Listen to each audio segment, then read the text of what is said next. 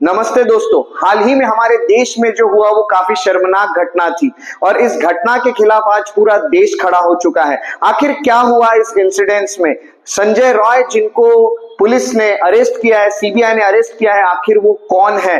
तो चलिए आज के इस वीडियो में हम इस पूरे इंसिडेंट्स, इस घटना के बारे में जानकारी लेते हैं।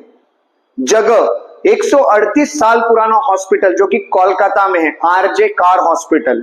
दिन भर 36 और 36 घंटे काम करने के बाद एक ट्रेनी डॉक्टर जो कि 31 इयर्स की थी, वो सुबह मॉर्निंग, अर्ली मॉर्निंग फ्राइडे को सेमिनार हॉल में रेस्ट करने चले जाती है। ये जो आप तस्वीरें देख रही है उसी हॉल की है जहां पे 31 इयर्स की वो ट्रेनी डॉक्टर दिन भर के हेक्टिक शेड्यूल के बाद रेस्ट कर रही थी।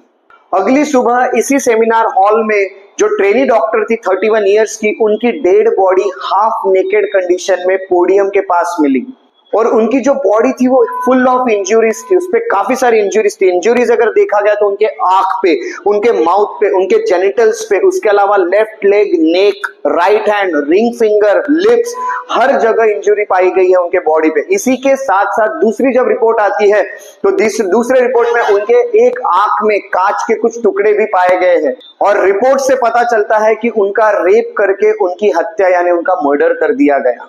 लंबे इन्वेस्टिगेशन के बाद पुलिस ने एक शख्स को, जो कि उसी हॉस्पिटल का एक वॉलंटियर वर्कर है जिसका नाम है संजय रॉय, इसको अरेस्ट किया है इस केस के सिलसिले में और कहा जा रहा है कि यही दोषी व्यक्ति है, इसी ने इस घटना को अंजाम दिया है।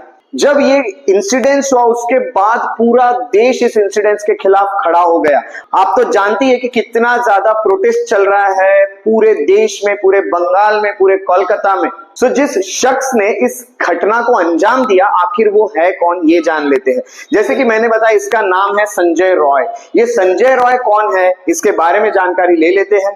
ये जो एक्यूज्ड है इसकी, जिसकी अभी आपने एक तस्वीर देखी, इसका नाम संजय रॉय है और ये प्राइम एक्यूज्ड है इस केस में, जो कि रेप और मर्डर की केस है। और ऐसा कहा जाता है कि पहले से ही इसका जो इतिहास है इस व्यक्ति का, वो हिस्ट्री ही इसकी क्राइम और वायलेंस से भरी हुई है। विमेन के खिलाफ काफी सारे इसने वायलेंस अब तक किए हुए ऐसे रिपोर्ट्स बताती है। सीसीटीवी का एक फुटेज है उस हॉस्पिटल का, वो फुटेज ये दिखा रहा है कि ये जो रॉय था वो इमरजेंसी बिल्डिंग में एंटर कर जाता है आरजी कार मेडिकल कॉलेज के, और वो एंटर करता है सुबह 4 बजे। जिस दिन उसने एंटर किया उसके पास एक ब्लूटूथ हेडसेट था, वो एक ब्लूटूथ डिवाइस पहन के था उसके नेक में। जब 40 मिनट बाद वो फिर से वापस आते हुए दिखा उस सीसीटीवी कैमरा में, तो उसके पास वो जो ब्लूटूथ डिवाइस था वो मौजूद नहीं था। उसका ब्लूटूथ डिवाइस जो है वो बिल्डिंग में ही छूट गया और उसके जो ईयरफोन थे ब्लूटूथ वाले वो घूम गए, वो मिसिंग रहे। और इन्वेस्टिगेशन करने के बाद ये डिवाइस विक्टिम के बॉडी के पास पाया गया है। और ये जब देखा गया कि ये किसका है, तो वो पेयर था जो संजय रॉय है उसके फोन के साथ। उससे पता चलता है कि ये संजय रॉय की लिंक लगी हुई है इस क्राइम से, इस ऑफेंस के साथ। संजय रॉय को 10 अगस्त को अरेस्ट कर लिया जाता है और करंटली वो 14 दिन के जुडिशियल कस्टडी में है और उसकी इंक्वायरी चल रही है। वो कौन था? वो वर्क कर चुका है पहले सिविक वॉलंटियर करके Calcutta police disaster management group के साथ 2019 से वो पुलिस के साथ काम करता था। इसी के साथ उसके बाद उसकी ट्रांसफर कर दी जाती है पुलिस वेलफेयर सेल में, जो कि पुलिस आउटपोस्ट पे बैठते हैं हॉस्पिटल के, जो पुलिस रखवाली करने के लिए बैठते हैं उस आउटपोस्ट में उसे ट्रांसफर कर दिया जाता है। और यहाँ ट्रांसफर होने के बाद हर डिपार्टमेंट पे उसको जाने की परमिशन मिल जाती है। काफी सारे सोर्सेस ये भी कहते हैं कि ये जो संजय रॉय है वो काफी सारे बुरी एक्टिविटीज में इन्वॉल्व था, काफी सारे रैकेट्स में इन्वॉल्व था, जैसे कि रिश्वत लेने में, ब्राइब्स लेने में या फिर पैसे ऐंठने में पेशेंट्स के रिलेटिव से, ताकि उनको एक बेड मिले। जब हॉस्पिटल में भीड़ होती थी तो वो पेशेंट के रिलेटिव से पैसे लेके ये वादा करता था कि वो उनको बेड देगा, हॉस्पिटल में उनके अरेंजमेंट करके देगा। इन्वेस्टिगेशंस जो किए कलकत्ता पुलिस ने, उसने रिवील किया है कि रॉय का जो मोबाइल है उसमें काफी डिस्टर्बिंग और वायलेंट पोर्नोग्राफिक क्लिप्स है, जो कि इशारा करती है कि उसके जो माइंड है वो ठीक नहीं था। और देखा जा रहा है कि उसने पुलिस के सामने खुद को दोषी कबूल किया है। वो कहता, उसने पुलिस को कहा है, ऐसे सोर्सेस कहते हैं, अगर आप मुझे हैंग करना चाहे, अगर आप मुझे फांसी की सजा देना चाहे तो मुझे फांसी की सजा दे दीजिए। जो संजय रॉय के नेबर्स थे उन्होंने इसके बारे में काफी डिस्टर्बिंग डिटेल्स बताए इसके पर्सनल लाइफ के बारे में। ऐसा कहा जाता है कि संजय रॉय की 4 वाइफ्स हो चुकी है। जो 3 वाइफ्स थी उन्होंने उसको संजय रॉय को इसीलिए छोड़ दिया क्योंकि इसका अब्यूसिव नेचर है, ये वायलेंस करता था उनके साथ, इसलिए उनके 3 वाइफ्स ने उसे छोड़ दिया। चौथी जो वाइफ थी उसकी रिसेंटली डेथ हुई है कैंसर से। और ये भी नेबर्स का कहना है कि हमेशा देखा गया तो ये जो संजय रॉय है ये काफी नशे के हालत में घर लौटता था और काफी देर रात को वो घर लौटता था। ये सब चीजें पता चलने के बाद संजय रॉय की जो मदर है वो सामने आई है और उन्होंने कहा है कि जो मेरा बेटा है वो काफी इनोसेंट है, वो इस तरह का नहीं है जैसे उसे बताया जा रहा है। वो अपना जो भी एक्सेप्ट कर रहा है कि मैंने ये ऑफेंस किया, वो कबूल जो कर रहा है कि मैंने ऑफेंस किया है, वो इसीलिए कर रहा है क्योंकि पुलिस उस पर प्रेशर डाल रही है। अब ऐसी सब घटनाएं बहुत बड़ा सवाल उठाती है कि हमारे देश की आखिरकार स्थिति है कैसी, कंडीशंस है कैसी। क्या आज के डेट में हॉस्पिटल्स भी सेफ नहीं है? क्या हॉस्पिटल्स की हालत इतनी खराब है कि वहां पे लड़कियां जो है या फिर वुमेन डॉक्टर जो है वो बिल्कुल सेफ नहीं है? अगर हमारे देश में मेडिकल फील्ड की बात करें तो हमारे देश में विमेन डॉक्टर 30% है। टोटल डॉक्टर्स के 30% डॉक्टर्स तो विमेन है और 80% नर्सिंग स्टाफ में विमेन है। अगर इस तरह से सेफ्टी नहीं है तो ये लोग कितने खतरे में हैं आप ये सोच सकते हैं। और ये जो खतरा बताया जा रहा है, ये जो रिस्क बताई जा रही है, ये आखिरकार गवर्नमेंट जो हॉस्पिटल्स को चला रही है उनमें बताई जा रही है कि वो सेफ नहीं है। गवर्नमेंट रन हॉस्पिटल जो है वो सेफ नहीं है। ये जो हॉस्पिटल है आरजे कार हॉस्पिटल जो कि कोलकाता का है, यहाँ पे लगभग 3,500 पेशेंट्स डेली आते हैं।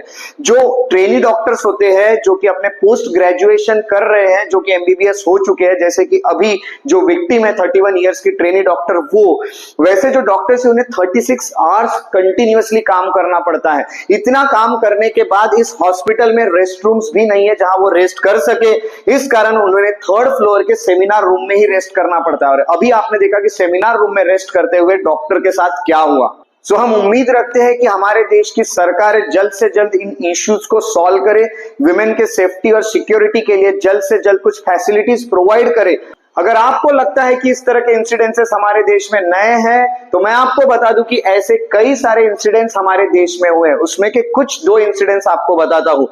जो फ्राइडे को हुआ ये कुछ नया नहीं था, क्योंकि सबसे शॉकिंग जो इंसिडेंस अब तक हुआ है वो है अरुणा शानबॉग केस। और आपको पता है कि अरुणा जो शानबॉग थे ये एक नर्स थे जो कि मुंबई के हॉस्पिटल में काम करते थे। इनका भी यहाँ पे रेप हुआ था और इनका जो रेप किया था वो वार्ड के अटेंडेंट ने किया था 1973 में। उसके बाद उनके बॉडी के पार्ट्स काम करना बंद हो गए और सीवियर ब्रेन डैमेज और पैरालिसिस उनके बॉडी को हो जाता है। उसके बाद 42 इयर्स में उनकी डेथ हुई 2015 में। सोचिए इतने साल वो स्ट्रगल करते रहे और उनकी डेथ हो जाती है 2015 में। ये इंसिडेंस भी काफी पुराना इंसिडेंस है।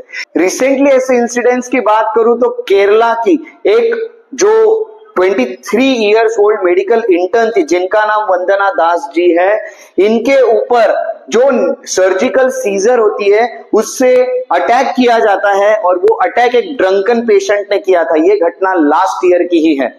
सो जो गवर्नमेंट हॉस्पिटल है वो काफी ओवर क्राउडेड है और गवर्नमेंट हॉस्पिटल में किसी को भी एक्सेस इजीली मिल जाता है, अनरेस्ट्रिक्टेड एक्सेस है, कोई भी अंदर आ सकता है, कोई भी डॉक्टर से बात कर सकता है। तो मॉब फ्यूरी जो है ये बहुत सारा चांसेस है कि मॉब जो होगा वो डॉक्टर्स पे अटैक करे। पेशेंट के रिलेटिव जो होते हैं, अगर उनके पेशेंट की डेथ हो जाती है तो उसके बाद पेशेंट के रिलेटिव जो होते हैं वो डॉक्टर पे अटैक करना शुरू करते हैं। ऐसे काफी सारी घटनाएं देखने मिल रही है हमें, या फिर उनको अगर इमीडिएट ट्रीटमेंट नहीं मिलती है। देखिए भीड़ बहुत है, सबको इमीडिएट ट्रीटमेंट मिलेगी गवर्नमेंट हॉस्पिटल में ये पॉसिबल नहीं है। और देखिए जीने मरने का सवाल है तो वो डॉक्टर्स के हाथ में नहीं है। डॉक्टर्स तो अपनी कोशिश करते हैं पूरी तरह से ताकि पेशेंट ठीक हो जाए, बट कभी कभी पेशेंट ठीक नहीं हो सकता है। तो ऐसे वक्त लोग जो होते हैं वो डॉक्टर पे अटैक करते हैं, डॉक्टर को अब्यूज करते हैं। इस तरह की काफी सारी केसेस हमारे देश में देखने मिलती है। अगर हमारे देश में लॉ एंड ऑर्डर की बात की जाए तो इंडिया में जिस चीज की कमी है वो है लॉ, फेडरल लॉ जो प्रोटेक्ट करते हैं हेल्थ केयर वर्कर्स को। बहुत कम लॉ है जो इनके प्रोटेक्शन के लिए बनाए गए हैं। आज इंडिया में 25 राज्य 25 स्टेट्स ऐसे जहां पे लॉ है जो कि वायलेंस को प्रिवेंट कर रहे हैं, जो कि हेल्थ केयर वर्कर्स के खिलाफ होते हैं। ऑलमोस्ट इसके पर ये वायलेंस होने पे कन्विक्शंस जो है ये ऑलमोस्ट नॉन एग्जिस्टेंस है, यानी देखोगे तो कुछ दोषी लोग पाए नहीं जा रहे हैं, या फिर हम कहेंगे किसी को सजा नहीं हो रही है। आरवी अशोकन जो है, जो कि प्रेसिडेंट है आईएमए यानी इंडियन मेडिकल एसोसिएशन के, जो कि एक डॉक्टर्स की एसोसिएशन है, उन्होंने ये बात हमें बताई है। उसी के साथ साथ 2015 का जो सर्वे हुआ था जो आईएमए ने किया था, उसमें ये देखा गया कि 75% जो डॉक्टर है जो इंडिया में काम कर रहे हैं वो फेस करते इस तरह का वायलेंस जब वो काम पे रहते हैं। और सिक्योरिटी जो है हॉस्पिटल की वो एब्सेंट है, सिक्योरिटी नाम की कोई चीजें हॉस्पिटल में देखी नहीं जा रही है, ऐसे आईएमए के प्रेसिडेंट का कहना है।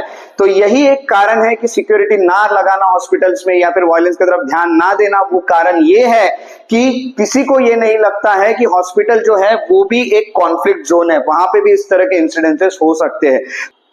सो ये जो इंसिडेंस हुआ है 31 इयर्स ओल्ड ट्रेनी डॉक्टर के साथ, और न्याय मांगने के लिए जहां पूरा देश खड़ा है, हम लोग भी उसके सपोर्ट में हैं और हम भी उम्मीद रखते हैं कि जल्द से जल्द उन्हें न्याय मिले। जय हिंद।